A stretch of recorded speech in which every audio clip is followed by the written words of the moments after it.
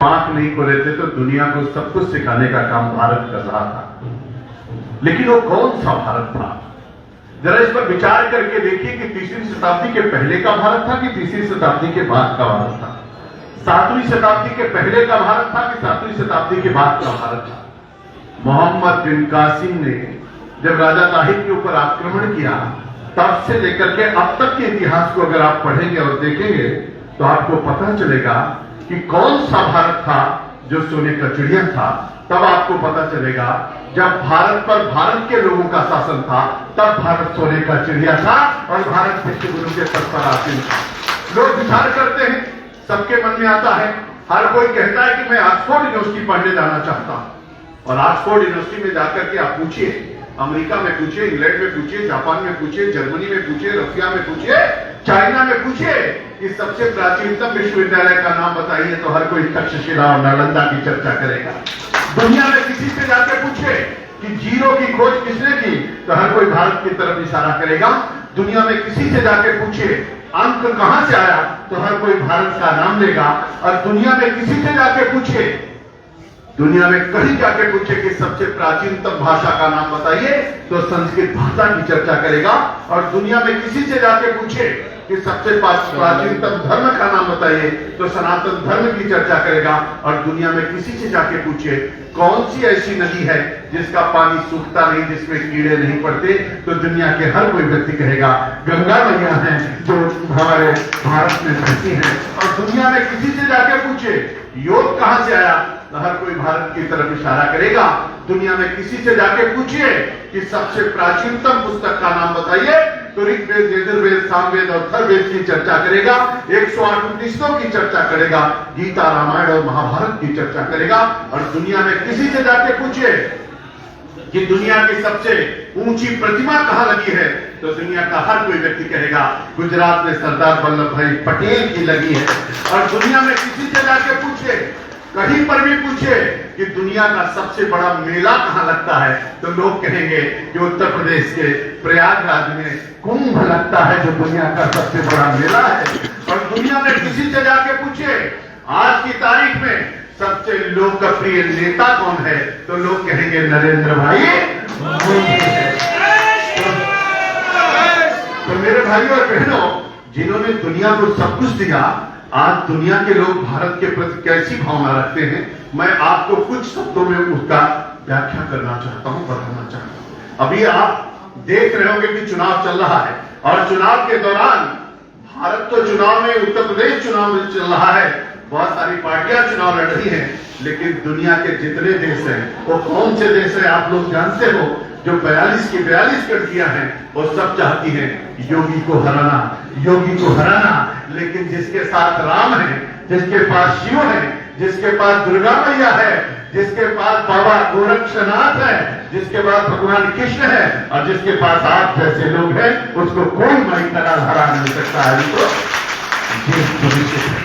तो मैं कभी कभी सोचता हूं कि आप लोग सोच रहे होंगे, मैं आज सवेरे बैठा था, कुछ लोग मिलने के लिए आए। हमने कहा कि भैया भगवान राम का नाम तो आप सुबह शाम लेते हो, और भगवान का नाम लेते लेते लोग जब अंतिम यात्रा पे जाते हैं, तब भी राम राम ही करते हुए जाते हैं, पूरा देश नाम लेता है। भगवान भी सब कुछ देख रहे हैं, वो देख रहे हैं कि राम मंदिर बनने जा रहा है, प्रभु का राम मंदिर बन रहा है, भगवान का मंदिर बन रहा है। और इस मंदिर से कितने लोग खुश हैं, कितने लोग नाराज हैं। आखिर में अगर आप कमल का बटन दबाते हो, तो प्रभु कहेंगे कि ये हमारे साथ है। अगर नहीं दबाते हो, तो कहीं न कहीं खाते में लिखा जाएगा कि ये किसके साथ है, तो आप राम के साथ है कि किसके साथ है, पता चल जाएगा। बाबा भोलेनाथ भी देख रहे हैं, डमरू बज रहा है, त्रिशूल तैयार है, और बाबा कह रहे हैं कि बाबा विश्वनाथ का कॉरिडोर बना है। आपको खुशी हुई कि नहीं हुई? अब तो बाबा के घर से गंगा मैया को देख सकते हो, गंगा मैया से बाबा को देख सकते हो। तो बाबा भी देख रहे हैं काशी में बैठे बैठे कि कॉरिडोर बनने से आप खुश हो कि नाराज हो। अगर कमल का बटन दबाते हो, मोदी योगी के साथ चलते हो, तो बाबा कहेंगे कि कॉरिडोर बन रहा है। तो ये लोग, जितने लोग हम कमल की बटन दबा रहे हैं, वो कॉरिडोर से खुश है, और जो नहीं दबा रहे हैं, इसका मतलब है कि वो किस श्रेणी में खड़े हैं, मैं उसकी चर्चा नहीं करना चाहता। और इसलिए मैंने सबसे कहा कि आप भगवान राम के साथ है कि नहीं, शिव जी के पास है कि नहीं, मां विंध्यवासिनी के साथ है कि नहीं, और बाबा मथुरा वृंदावन में भगवान कृष्ण के साथ है कि नहीं है, तो मुझको उत्तर क्या मिलता है, मैं उस पर आपको आना चाहता हूं। लोगों ने बहुत सारी रचनाएं किया है, बहुत सारी चीजें सोची है, तो मैं कभी कभी सोचता हूं कि मेरे मन को लगता है कि वास्तव में जन्म के बाद मृत्यु तो हर किसी की निश्चित है। लोग कहते हैं जो आया है सो जाएगा, राजा रंग फकीर, मरना तो सबको एक न एक दिन है। लेकिन अथर्ववेद में एक लाइन है जिसमें कहा गया है, माता भूमि पुत्रो हम प्रतिज्ञा, भूमि मेरी माँ है, मैं इस पृथ्वी का पुत्र हूँ। पंडित जी आते हैं, कहते हैं बच्चा पहले पृथ्वी बनाओ, उसकी पूजा करो, तब आगे की पूजा शुरू होगी। और जब पूजा खत्म होती है तो पंडित जी कहते हैं असनी के नीचे जल छिड़को, उसको माथे लगाओ, तब उठो। यानी शुरू में भी माँ की पूजा करो और उठते समय भी माँ की पूजा करो। बिना माँ की पूजा के कोई पूजा पूरी नहीं हो सकती है। फिर पंडित जी कहते कुछ ले लो, अक्षत ले लो, जल ले लो, संकल्प पढ़ो, आर्यावर्ते जम्बूद्वीप पे भरतखंडे संकल्प करो। हमने कहा पंडित जी मेरा आर्यावर्त कहाँ है, कहाँ है मेरा जम्बूद्वीप, कहाँ है मेरा भरतखंड, क्यों आप संकल्प पढ़ा रहे हैं? तो पंडित जी कहते हैं बेटा संकल्प पढ़ते रहो, मोदी योगी आएंगे, आर्यावर्त जम्बूद्वीप भरतखंड अपना हो जाएगा, फिर से अखंड भारत तैयार हो जाएगा। संकल्प कभी विफल नहीं होता है, संकल्प तो पूरा ही होगा। तो हम संकल्प पढ़ते हैं। अगर आप संकल्प पढ़ते हो आर्यावर्त जम्बूद्वीप पे भरतखंडे, अगर आप मां धरती की पूजा करते हो, तो भगवान तुलसी कहते हैं कि जो जस करे तो तस फल चाखा, कर्म प्रधान विश्व करी राखा, और जो जस करे तो तस फल चाखा।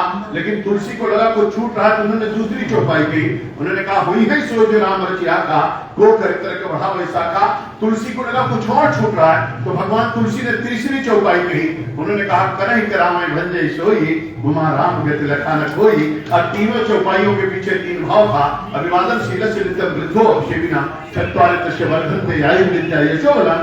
तो हम कौन सा भारत अपने आने वाली पीढ़ी को देकर के जाने वाले हैं, इसकी तैयारी हो रही है। और वास्तव में आज दुनिया के अंदर अंग्रेज जब भारत से जाने लगे, उन्होंने कहा इंग्लैंड में कभी वंदे मातरम नहीं गाया जाएगा। लोगों ने कहा क्यों नहीं गाया जाएगा? उन्होंने कहा कि भारत के लोगों ने वंदे मातरम गा गा करके, भारत माता का जयकारा लगा करके हम लोगों को बहुत पीटा है, इसलिए कभी वंदे मातरम नहीं गाया जाएगा, भारत माता का जयकारा नहीं लगेगा। लेकिन अंग्रेजों को नहीं पता था कि 2015 में भारत माता का सच्चा सबूत नरेंद्र भाई मोदी इंग्लैंड आएगा, अब पूरा इंग्लैंड वंदे मातरम गाएगा और भारत माता का जयकारा लगाएगा। आज पूरी दुनिया के अंदर भारत माता का जयकारा लग रहा, वंदे मातरम का गान हो रहा है। मेरे भाई और बहनों, यहाँ पर जितने लोग उपस्थित हो, चाइना ने बॉर्डर पर रोड बना दिया, भारत आज तक रोड नहीं बना पाया था, लेकिन मोदी जी अब 4 लेन और 6 लेन की रोड बना रहे हैं, जिसको हम भारत माला कहते हैं। और मोदी जी कह रहे हैं भारत माला भी, भारत के चारों तरफ रोड भी बना रहे और सागर माला भी बना रहे। और मोदी जी ने कहा है अब समुद्र के रास्ते से कोई आतंकी आने की कोशिश करेगा, उसी समुद्र में उसकी कब्र बना दी जाएगी, आगे नहीं बढ़ पाएगा। और इसलिए जो भारत माला बना रहा है, जो सागर माला बना रहा है, उसके लिए विजय माला तो हमको आपको भी बनानी चाहिए, विजय माला तो हमको आपको भी बनानी चाहिए। तो आज पूरी दुनिया के अंदर भारत का परिचय ला रहा है, वंदे मातरम का गान हो रहा है, पूरी दुनिया कह रही है कि वास्तव में मोदी के रास्ते से चलकर ही विश्व में शांति आ सकती है। अब योगी जी को सुनिए, लोग कहते हैं, ऑस्ट्रेलिया के सांसद ने कहा कि अगर हमारे यहाँ योगी जी होते तो हमारे यहाँ भी कोरोना से लोगों को छुटकारा मिल जाता। ऑस्ट्रेलिया का सांसद कहता, पूरी दुनिया के अंदर चर्चा चलती। और इसलिए मुझको लगता है हमारी योगी जी ने भी उत्तर प्रदेश की तस्वीर को बदला।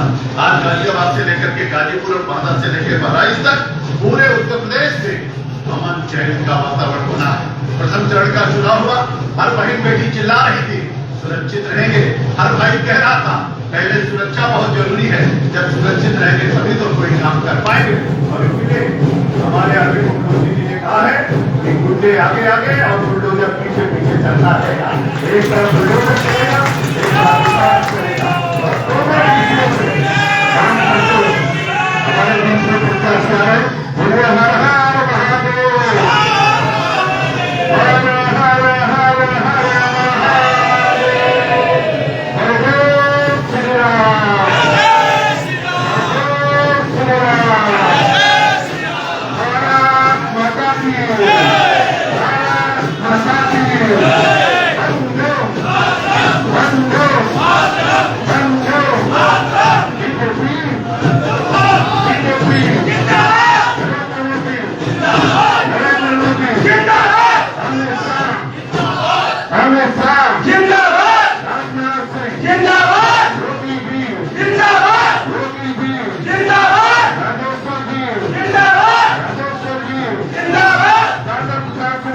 जिंदाबाद, शुक्ला जिंदाबाद, तनपुरी जी जिंदाबाद, यहाँ के कार्यकर्ता जिंदाबाद, जय जय श्री राम, जय जय श्री राम, जय श्री राम, जय श्री राम, जय श्री राम।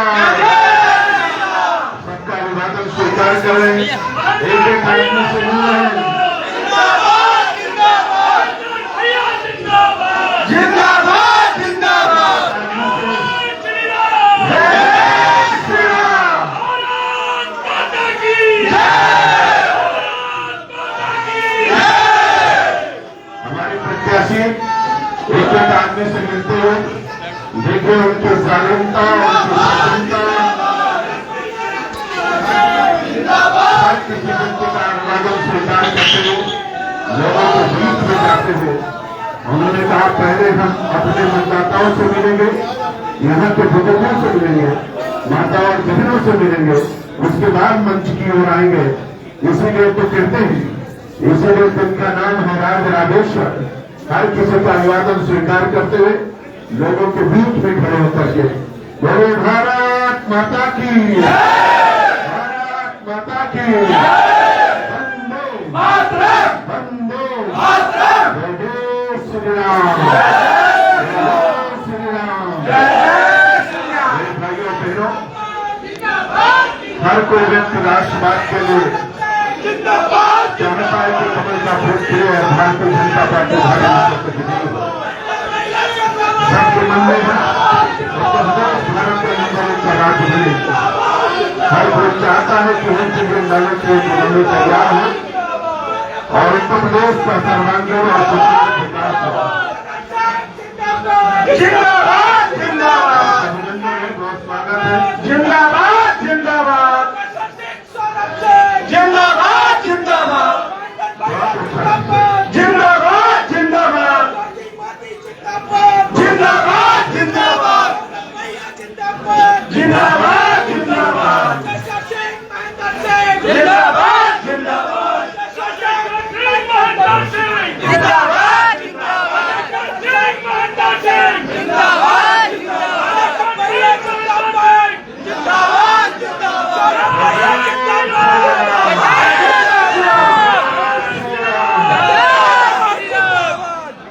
मेरे मित्रों, आप लोग बैठ जाइए, आप लोग बैठ जाइए और थोड़ी देर के लिए बैठ जाइए। आपने बहुत अच्छा लगाया, बहुत अच्छा स्वागत किया। अब मैं अपने आसान ग्रहण करेंगे। अब मैं अपने